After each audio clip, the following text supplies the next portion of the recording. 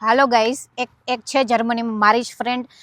એ લોકો મતલબ એક વખત એક્ઝામ દઈ છે તો ફેલ થાય, બીજી વાર એક્ઝામ દઈ તો ફેલ થાય, અમુકને ત્રીજી ટ્રાય આવે. મારે ઓલરેડી એક વખત આવી ગયેલી છે, એટલે એમાં કાંઈ બીવાની જરૂર નથી.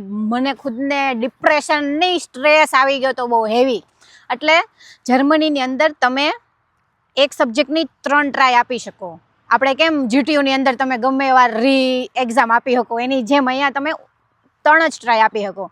તો જો પહેલી વખત ટ્રાય આપો તો તમને બીક તો લાગવાની છે, પણ એનું બીજી વાર પૂછાતું નથી. પછી બીજી વાર આપો ને તો તમને હજી એમાં બીક લાગવા મળે, કેમ કે હવે આપણી પાસે છેલ્લી ટ્રાય જ વધી છે. ભાઈ ત્રીજી વાર એટલી મહેનત કરો ને તો તમે નીકળી જ જાઓ, વિશ્વાસ રાખવો પડે. અને આવી રીતે તમે બધા સબ્જેક્ટની 3 ટ્રાય આપી શકો છો. એટલે જો તમે 3 ટ્રાયમાં ત્રીજી ટ્રાયમાં ફેલ થયા ને તો તમારે સામાન ભરીને ઇન્ડિયાએ જવું પડે, કાં તો ઓલરેડી તમારે પેન્ડિંગમાં એડમિશન રાખવું પડે. પણ કોન્ફિડન્સ રાખવાનો, બીવાનું નહીં. આવો મારે એક્સપિરિયન્સ રિયલી થઈ ગયો છે. હું ક્યારેક ઇન ફ્યુચર મસ્ત રીલ બનાવે, સમજાવે અને ત્યારે તમને કહીશ.